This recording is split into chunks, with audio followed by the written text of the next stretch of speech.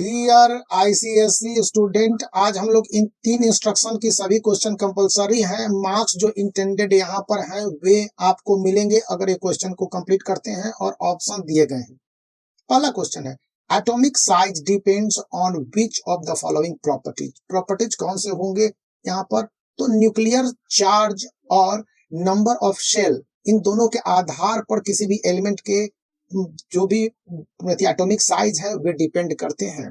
Second है, spot the correct option for atomic mass. Atomic mass के लिए आप देखेंगे नंबर ऑफ न्यूक्लियॉन्स, यानी कि न्यूक्लियस में जितने भी मौजूद होते हैं प्रोटॉन एंड न्यूट्रॉन, इसको कहते हैं एटॉमिक मास। और मास नंबर इक्वल होता है sum of the number of proton and neutron in the nucleus of the atom, और उस एटम मौजूद होता है तो number of nucleus proton and neutron होता है। इसीलिए atomic number number of proton और नंबर ऑफ इलेक्ट्रॉन हो सकता है, लेकिन मास नंबर यहाँ पर होगा number of proton plus number of neutron. इसलिए इसको आप एटॉमिक मास समझने की गलती न करें, ये मास नंबर है। Size of anion and cation के लिए आप क्या होगा, size of anion and cation ये इंक्रीज और डिक्रीज करेगा, क्योंकि ये दोनों प्रॉपर्टीज को हम लोग देखते हैं तो cation always smaller than parent atoms होते हैं, और इसी तरह से cation is formed by the loss of the element, so proton are more electron in the cation. इसी तरह से anion larger than parent atoms, so इसीलिए एनायन भी formed by gaining of electron, mass और number of electrons is more than protons. ये कारण है, इसको याद रखेंगे। Which of the following show correct diagonal relationship. तो डायगोनल रिलेशनशिप के लिए आप देखते हैं यहाँ पर लिथियम एंड मैग्नीज है, सिलिकॉन एंड बेरिलियम है, बेरिलियम एंड एल्यूमिनियम है। तो ये सभी हैं जो कि आपको डायगोनल रिलेशन को फॉलो करते हैं जब आप पीरियोडिक टेबल देखेंगे उनकी प्रॉपर्टीज को, इसलिए ऑप्शन 4 करेक्ट होगा। अब यहाँ पर कहा जा रहा है कि atom of an element having electric configuration 282 है, यह बिलोंग टू विच ग्रुप। तो 2 सेकेंड एंड थर्ड ग्रुप के बीच में ही बिलोंग करेगा कि ये 2 पर एंड कर रहा है, इसलिए ऑप्शन 2 और 3 हो गया। फिर यहाँ पर देता है कि alkaline earth metal, alkaline earth metal calcium को कहते हैं, क्योंकि group 2 elements are also called alkaline earth metal. यहाँ पर 7th नंबर क्वेश्चन है, इनकरेक्ट ऑप्शन यहाँ पर कहा जा रहा है। तो इनकरेक्ट ऑप्शन, एक करेक्ट ऑप्शन है ऑक्सीडेशन होगा, फिर यहाँ पर भी ऑक्सीडेशन होगा, यहाँ पर रिडक्शन होगा, लेकिन ये दोनों कैसे होंगे 2 और C, जब दोनों होगा तो यहाँ पर तो तीनों है, इसलिए ये इनकरेक्ट ऑप्शन होने के कारण यही करेक्ट आंसर है। इस तरह के कंफ्यूजन वाले क्वेश्चन से आप बचे रहेंगे, कल ट्रिकी क्वेश्चन आने वाले हैं, बी रिमेंबर, मैं आपको पहले से बता दे रहा हूं। 8 नंबर क्वेश्चन है, factor affecting formation of electrovalent bond. तो इलेक्ट्रोवैलेंट बॉन्ड बनाने के लिए आप देखेंगे कि लो आयोनाइजेशन पोटेंशियल होता है, हाई इलेक्ट्रॉन एफिनिटी भी होती है, लार्ज इलेक्ट्रोनेगेटिविटी डिफरेंसेस भी होते हैं। ये तीनों हो गए, इसलिए ए करेक्ट ऑप्शन होगा। इस तरह के क्वेश्चन बार बार CISE पूछ रहा है, इसलिए आपको हमेशा अलर्ट रहना है, क्योंकि केमिकल बॉन्ड फॉर्म होता है ट्रांसफर ऑफ वैलेंस इलेक्ट्रॉन एक एटम से दूसरे एटम में, और वो मेटल से नॉन मेटल भी हो सकता है, और इलेक्ट्रोवैलेंट और आयनिक बॉन्ड बनाता है।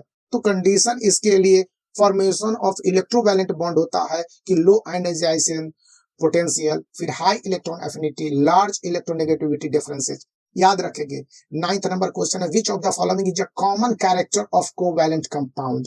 कोवैलेंट कंपाउंड का जो कॉमन कैरेक्टर है कि यह कंसिस्ट ऑफ मॉलिक्यूल्स, मॉलिक्यूल को अपने पास रखता है। इसका एक्सप्लेनेशन है कि कोवैलेंट कंपाउंड आर लिक्विड्स और gas held by weak van der Waals forces, van der Waals forces के बारे में जो कंसेप्ट है। फिर covalent compounds are volatile compounds होते हैं जिनके low melting and boiling point होते हैं। Covalent compounds do not conduct electricity. तो यहाँ पर इन सारे पॉइंट याद रखेंगे। और on passing electric current through the covalent compound they do not ionise as they contain only molecule not ions. इतने आपके लिए एक्सप्लेनेशन सही है। फिर 10th नंबर क्वेश्चन है, an element with atomic number 19 most likely to combine chemically with element. यहाँ पर आप इसका एक्सप्लेनेशन ध्यान से देखिए, एटॉमिक नंबर क्या होगा कि element with atomic number 19 will form a bond, और यह एलिमेंट जो एटॉमिक नंबर 7 है इसके साथ करेगा। तो they require 1 electron to transfer और complete the inert gas configuration, जिसको हम लोग ऑक्टेट कहते हैं। इस कंडीशन में 17 ही होगा। एक क्वेश्चन एक इस तरह के रहेंगे ही रहेंगे, दो क्वेश्चन भी हो सकते हैं। Compound x consist only molecules, hence x will be. अब आप ऑप्शन देखेंगे तो यहाँ पर पता चल जाएगा कि क्रिस्टलाइन हार्ड स्ट्रक्चर नहीं मेरे बच्चे। फिर लो melting and low boiling point, ये करेक्ट है। अभी मैंने इसका एक एक्सप्लेनेशन भी दिया हुआ है कि covalent bond is present between the atom of similar electronegativity, वे वीक होते हैं और इजी टू ब्रेक होते हैं, इसलिए low melting and boiling point बहुत ही कॉमन चीज है। 12 नंबर आप जो ये सीरियल देख रहे हैं ये भी करेक्ट है। यहाँ पर भी ये आपको देखने होंगे सीरियल नंबर कंपाउंड और बॉन्ड है। सोडियम क्लोराइड आयन को, तो ये इस तरह का आयन हमको नहीं लगता है कि सोडियम क्लोराइड करेगा, लेकिन अमोनियम आयन कोऑर्डिनेट बनाता ही बनाता है।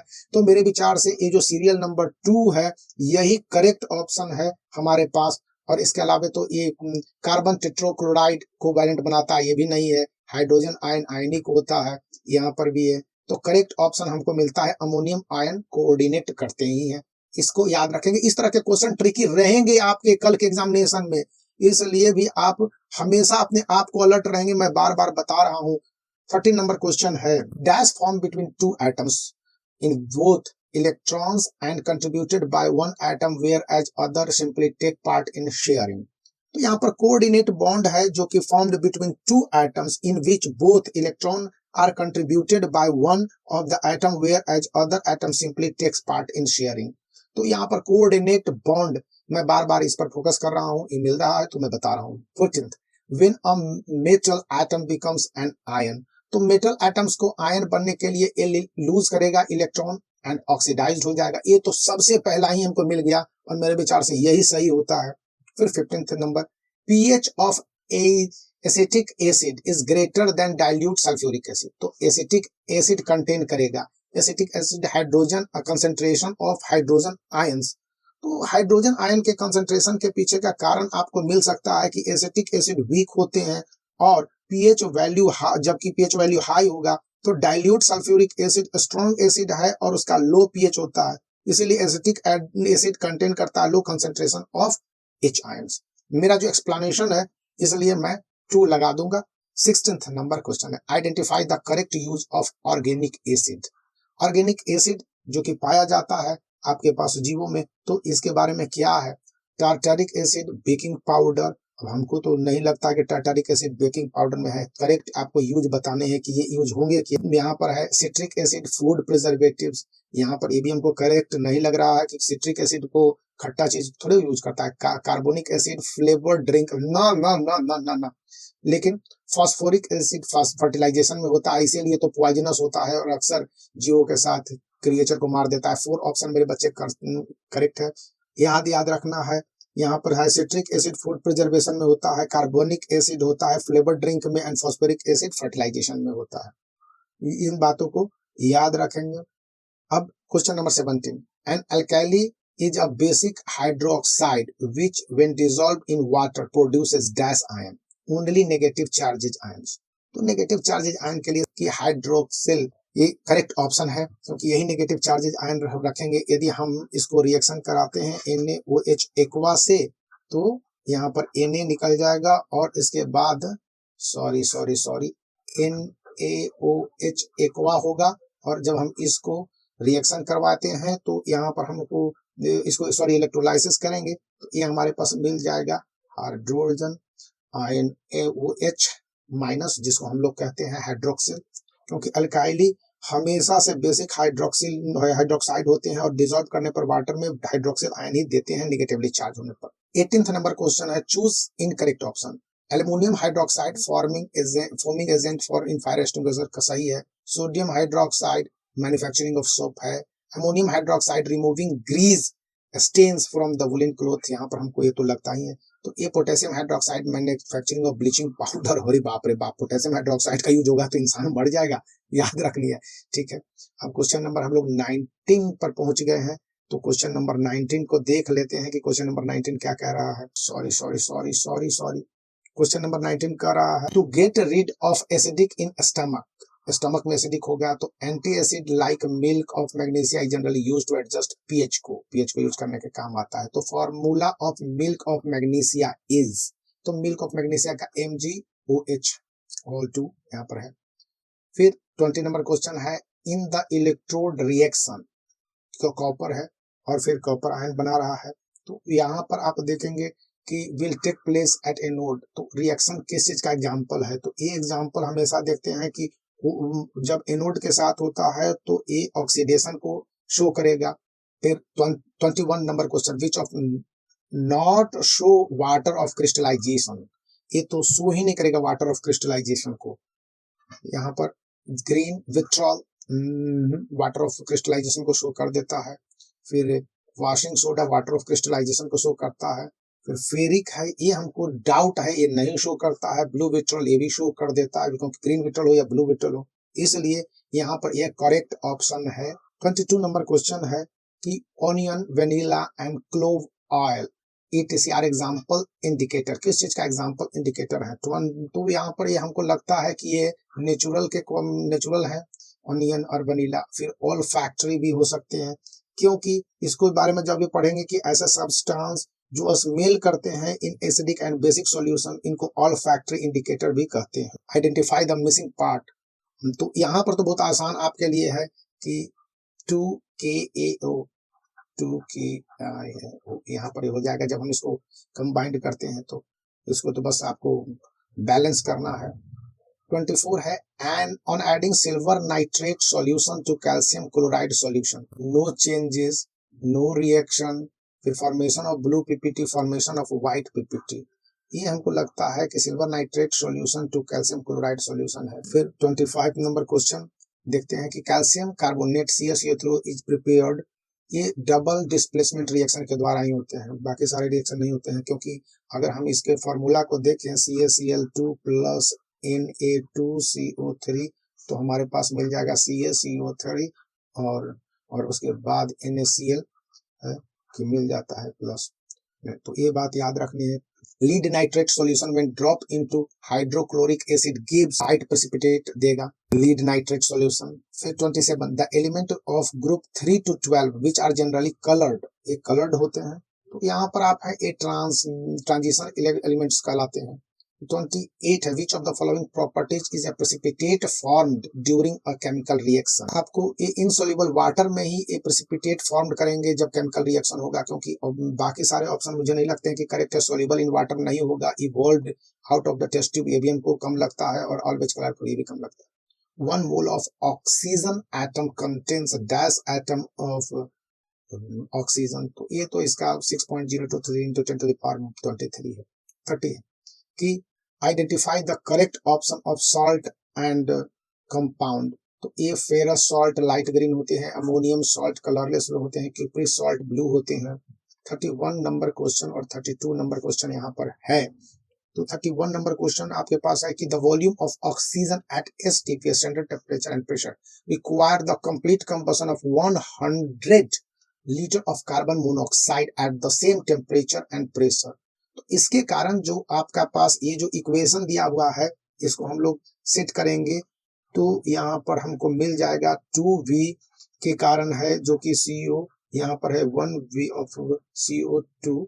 तो इसके कारण जब देखेंगे तो हमको ये 2 और 1 का रेशियो है, यानी कि यहाँ पर अगर 100 है तो यहाँ पर 50 हो जाएगा। तो मेरे विचार से 2 सही है। फिर है the number of molecule present in 1 kg of calcium chloride, तो कैल्शियम क्लोराइड में हम लोग देखते हैं कि 1 कैल्शियम क्लोराइड में इतने ग्राम CaCO3 है, तो सॉरी CaCO2 है, कैल्शियम क्लोराइड है ना भाई, तो इसको 6.023 into 10 to the power 23। तो ऐसे में 100 ग्राम या 1000 ग्राम के लिए आप निकालेंगे तो 5.42 आ जाते हैं। तो इससे 5.42 ये मेरा 4 वाला ऑप्शन है जो सही हो जाएगा, बाकी तो इंपेरिकलाइजेशन ही है। The empirical formula of C6H6 empirical formula है, तो इसके लिए इंपेरिकल फार्मूला तो सीधी सीधी बात है कि CH हो जाएगा। फिर the number of mole present in 7.1 gram of Cl2, इसको जब हम देखेंगे तो पता चल जाएगा कि Cl2 equals two into 35.5 equal 71। तो यहाँ पर नंबर ऑफ मोल्स तो मास ऑफ सब्सटेंस और हमारे पास मिल जाएगा कि मास ऑफ 1 मोल्स, तो इससे हम लोग इसको कट कर देंगे तो सिंपल सा फॉर्मूला मिल जाएगा कि ये 0.1 रहता है। अब reduction is defined as a process which involves, तो रिडक्शन में आपको बहुत सारे प्रोसेस हो जाते हैं, जैसे gaining of electron, removal of oxygen, addition of hydrogen. तो इस कारण से ऑल अबव दिस सभी तो सही ऑप्शन दे दिए जाते हैं। फिर the article to be electroplated is always placed at, यहाँ पर इसको हमेशा कैथोड के पास प्लेट करेंगे, दोनों के पास तो संभव ही नहीं है, और नन ऑफ दिस भी नहीं। 37 नंबर क्वेश्चन है, काफी हमारे पास एक इस तरह का टेबल दे दिया जाएगा और इसके आधार पर पूछा जाएगा identify the most electronegative element. तो मोस्ट इलेक्ट्रोनेगेटिव एलिमेंट के लिए आप देखेंगे कि के है, the type of bond formed by F and J. तो एफ और जे जो बॉन्ड फॉर्म कर रहा है, ए है आयनिक बॉन्ड फॉर्म करेगा, यहाँ पर ग्रुप 4 ए है और ग्रुप 7 ए है, तो इसलिए आयनिक बॉन्ड फॉर्म करेगा। फिर सी है कि how many valence electron is present in E, तो हम लोग देख लेते हैं कि ई ई ई ई ई ई ई ई हमको नहीं मिल रहा है, ये कहाँ पर दे दिया है, B C D F J L, यहाँ पर है ए, तो क्वेश्चन हमको बड़ा गड़बड़ लग रहा है कि how many valence electron is form, और ई यहाँ पर है ही नहीं, बी सी डी एफ है, ई तो यहाँ पर कहीं दिख ही नहीं रहा है। तो ऐसे में कैसे बताया जा सकता है, हमको लगता है कि क्वेश्चन थोड़ा सा है कि 3 इलेक्ट्रॉन प्रेजेंट हो सकता है आउटर मोस्ट सेल में, यहाँ पर एक क्वेश्चन कुछ इस तरह का होगा, और इसके लिए ये है ई, यहाँ पर क्वेश्चन ही गलत है। खैर डी है आपके पास, of all the element which present in noble gas, तो नोबल गैस में आपके पास ऑप्शन हो जाएंगे कि एल है, एल इज नोबल गैस में प्रेजेंट है, क्योंकि यहाँ पर है 18 पूरा हो रहा है, तो अपडेट पूरा हो रहा है। ठीक है, तो थम्स अप कर दीजिए और सब्सक्राइब भी कर दीजिए इस चैनल को।